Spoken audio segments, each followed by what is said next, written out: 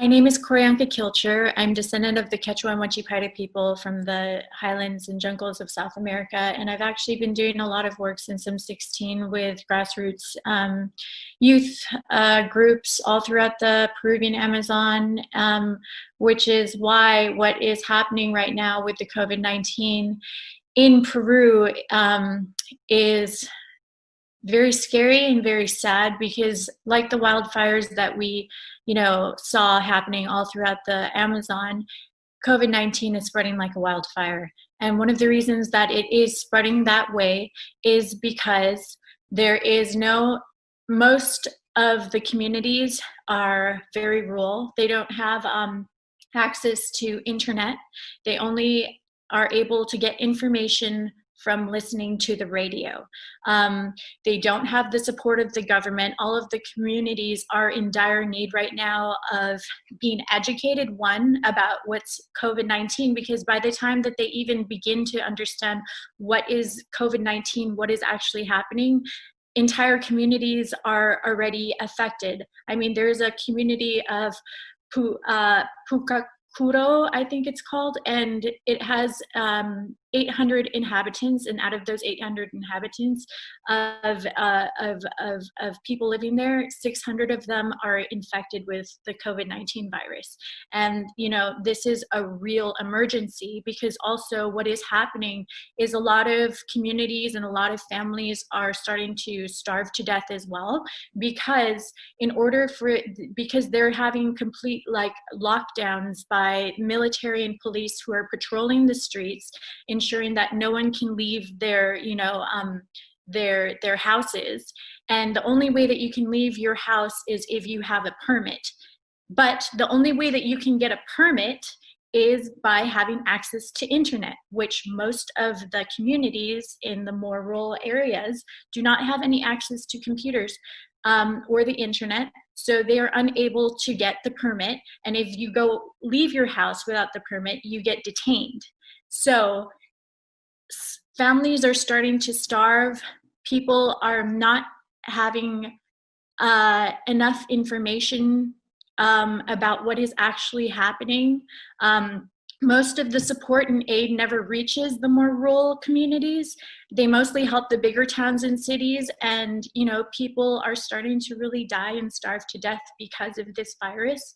And right now, it is an emergency, and people like to say the Peruvian Amazon is the lungs of the earth, and indigenous people's lifestyles are based on environmentally sustainable principles and practices without destroying their children's future. But right now, the oxygen there is not enough. They're needing oxygen in tanks. And I know that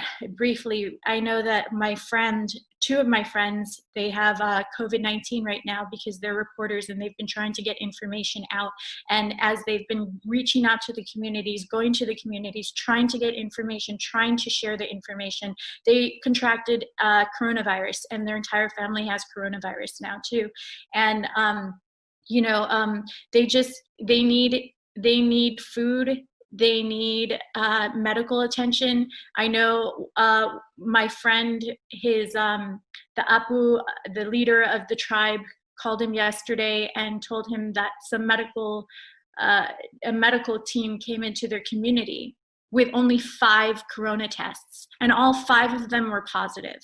So there is a complete lack of support from the government. There's a complete lack of medical, there was 8 brave doctors in Iquitos who didn't have the proper safety equipment, who didn't have the proper protection, and they all died. So if our doctors are dying there, who is going to help there if they are not given the necessary things to just be able to protect themselves, so that they can at least try to help and treat other people with coronavirus? There's something really scary, very wrong, and our brothers and sisters in Peru need our support now more than ever before, because like I said earlier, this is spreading like a wildfire, like we saw a few months ago in the Amazon, and there is no potential stop or end to this. because the lack of education and the lack of protection and the lack of medical necessities that are needed to treat this pandemic. So several of my friends, two of them, Bernab and Italo, who are both reporters who both were on the front lines, really trying to get information about what COVID-19 is so that they can actually share it and spread it through the radio. And they were, in direct contact, going to all the different communities, really trying to reach out to them. They actually contracted coronavirus themselves, and their whole families have it now. So, I asked them to send over 2 videos because I think it's important for everyone to hear from them on the ground, dealing with it in a daily basis. They have it, to really hear what they have to say, because this is a serious crisis, and until this crisis is addressed, more and more people are going to continue to die at a very rapid, scary speed. So there's going to be a few videos from my friend Bernab and Italo, and there's going to be hopefully a couple other videos that you guys will be able to see.